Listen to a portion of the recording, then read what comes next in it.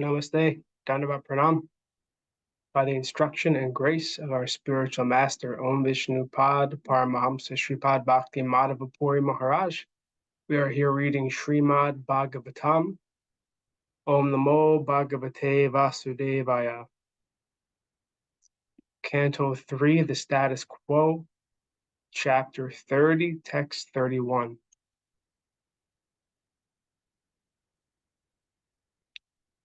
Eka prapadyate dvantam hitvedam svakalevaram kushale tarapateyo bhutadrohena yadbratam. He goes alone to the darkest regions of hell after quitting the present body, and the money he acquired by envying other living entities is the passage money with which he leaves this world. Purport. When a man earns money by unfair means and maintains his family and himself with that money, the money is enjoyed by many members of the family, but he alone goes to hell. A person who enjoys life by earning money or by envying another's life, and who enjoys with family and friends, will have to enjoy alone the resultant sinful reactions accrued from such a violent and illicit life.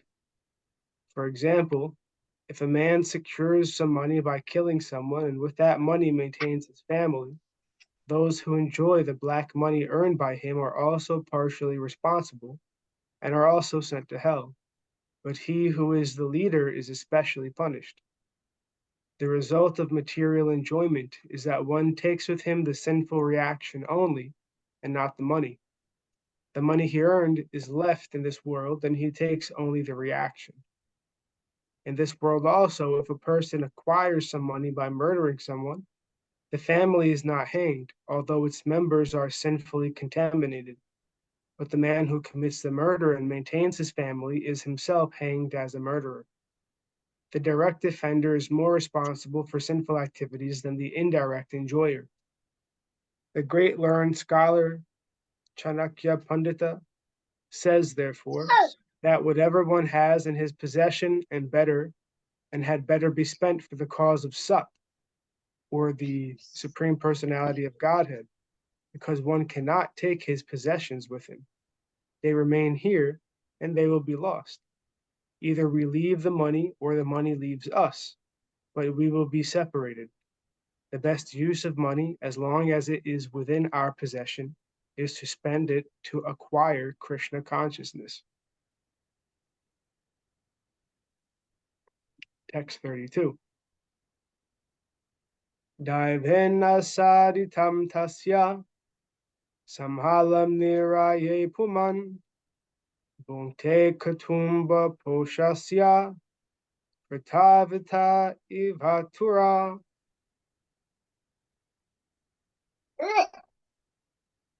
Thus, by the arrangement of the Supreme Personality of Godhead, the maintainer of kinsmen is put into a hellish condition to suffer for his sinful activities, like a man who has lost his wealth. Dandavat Pranam, Devi. Hare Krishna, Dandavat. Report. The example set herein is that the sinful person suffers just like a man who has lost his wealth. The human form of body is achieved by the conditioned soul after many, many births, and is a very valuable asset. Instead of utilizing this life to get liberation, if one uses it simply for the purpose of maintaining his so-called family, and therefore performs foolish and unauthorized action, he is compared to a man who has lost his wealth and who, upon losing it, laments. When wealth is lost, there is no use lamenting, but as long as there is wealth, one has to utilize it properly and thereby gain eternal profit. It may be argued that when a man leaves his money earned by sinful activities, he also leaves his sinful activities here with his money. But it is especially mentioned herein that by superior arrangement, Daivenasaditam, although the man leaves behind his sinfully earned money, he carries the effect of it. When a man steals some money, if he is caught and agrees to return it, he is not freed from the criminal punishment. By the law of the state, even though he returns the money, he has to undergo the punishment. Similarly, the money earned by a criminal process may be left by the man when dying, but a superior arrangement he carries with him the effect, and therefore he has to suffer hellish life. Text 33. Kevalena hyadharmena katumba bara no shuka yati jivon tamishram sharamam tamasa padam. Therefore, a person who is very eager to maintain his family and kinsmen simply by black methods certainly goes to the darkest region of hell, which is known as Andha Tamisra. Purport. 3 words in this verse are very significant. Kevalena means only by black methods. Adharmena means unrighteous or irreligious, and Kutumba Bharana means family maintenance. Maintaining one's family is certainly the duty of a householder, but one should be eager to earn his livelihood by the prescribed method, as stated in the scriptures. In Bhagavad Gita, it is described that the Lord has divided the social system into 4 classifications of castes, or varnas, according to. Apart from Bhagavad Gita, in every society, a man is known according to his quality and work.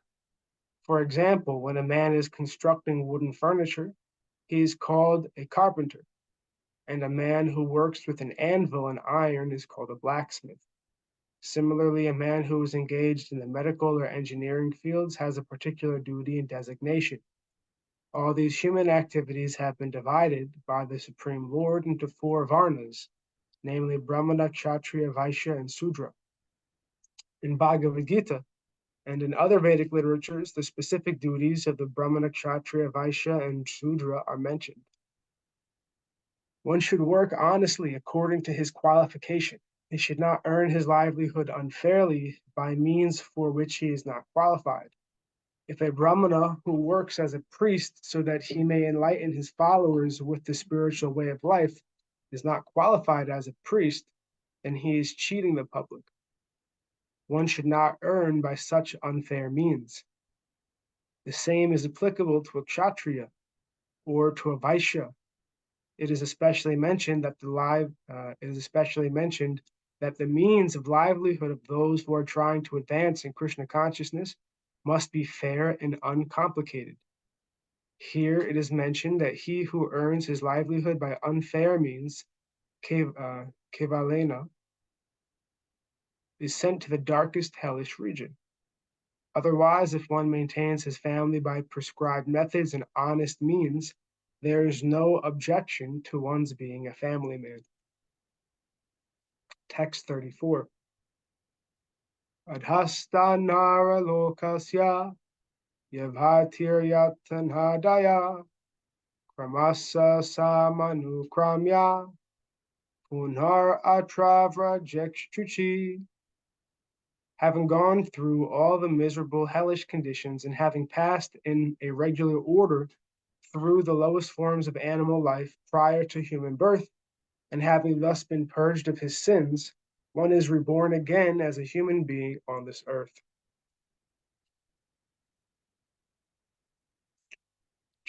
Purport. Just as a prisoner who has undergone troublesome prison life is set free again, the person who has always engaged in impious and mischievous activities is put into hellish conditions. And when he has undergone different hellish lives, namely those of lower animals like cats, dogs, and hogs, by the gradual process of evolution, he again comes back as a human being.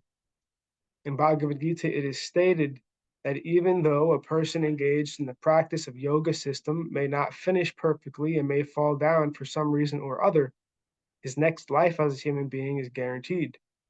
It is stated that such a person who has fallen from the path of yoga practice is given a chance in his next life to take birth in a very rich family or in a very pious family. It is interpreted that a rich family refers to a big mercantile family because generally people who engage in trades and mercantile business are very rich. One who engaged in the process of self-realization or connecting with the supreme absolute truth, but fell short, is allowed to take birth in such a rich family, or in the family of a pious Brahmana. Either way, he is guaranteed to appear in human society in his next life. It can be concluded that if someone is not willing to enter into hellish life as in Tamisra or Anta Tamisra, then he must take to the process of Krishna consciousness, which is the first class yoga system, because even if one is unable to attain complete Krishna consciousness in this life, he is guaranteed at least to take his next birth in a human family. He cannot be sent into a hellish condition. Krishna consciousness is the purest life, and it protects all human beings from gliding down to hell to take birth in a family of dogs or hogs. Thus end the Bhaktivedanta purports of 3rd Canto, 13th chapter of Srimad Bhagavatam, entitled Description by Lord Kapila of Adverse Fruitive Activities.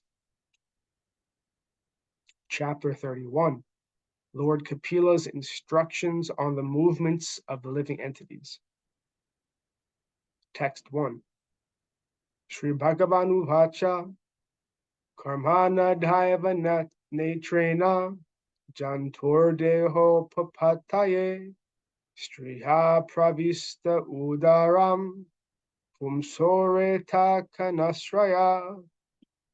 The personality of Godhead said, under the supervision of the Supreme Lord and according to the result of his work, the living entity, the soul, is made to enter into the womb of a woman through the particle of male semen to assume a particular type of body.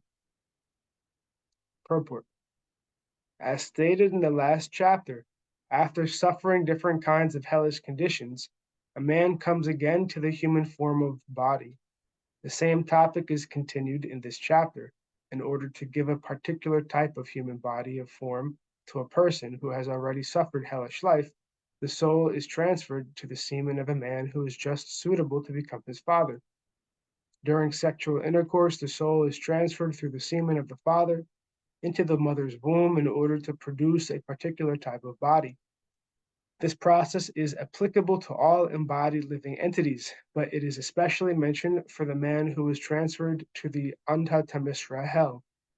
After suffering there, when he who has had many types of hellish bodies, like those of dogs and hogs, is to come again to the human form, he's given the chance to take his birth in the same type of body from which he degraded himself to hell.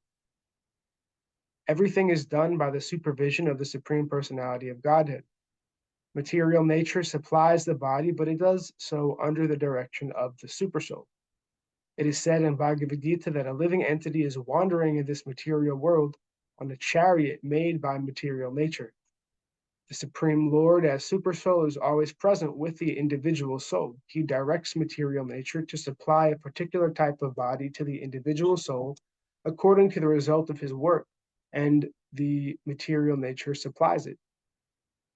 Here, the word Vreta Kanasraya is very significant because it indicates that it is not the semen of the man that creates life within the womb of the woman. Rather, it indicates the living entity, the soul, takes shelter in a particular particle of semen and is then pushed into the womb of a woman. Then the body develops. There's no possibility of creating a living entity without the presence of the soul simply by sexual intercourse.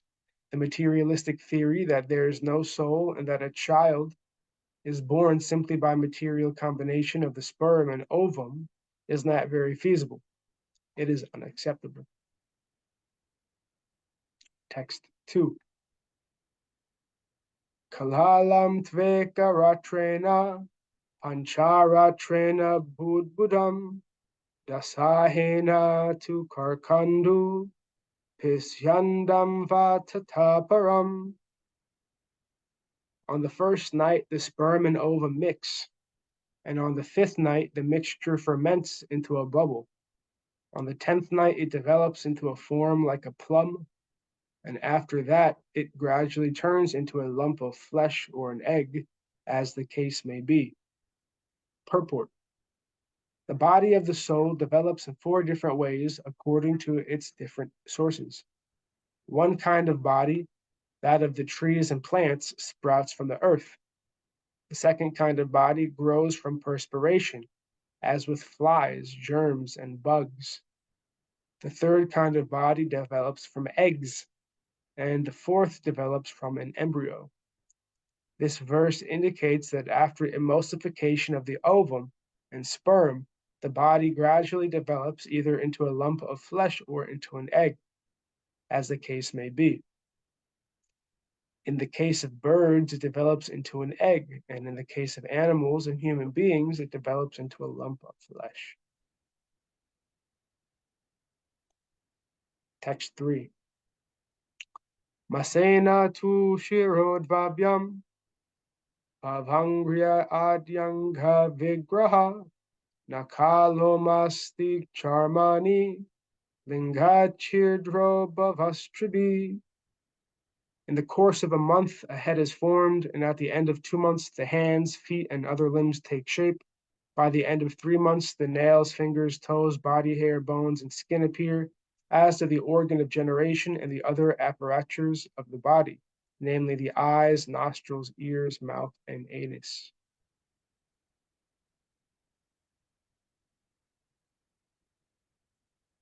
Okay, we will end our reading here for today and continue from text 4 on Friday. Were there any questions or comments from the devotees before we conclude?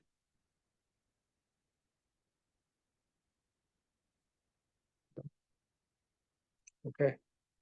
Jayam Vishnupad Paramahamsa Sripad Bhakti Madhava Puri Maharaj Ki Jai. Jai.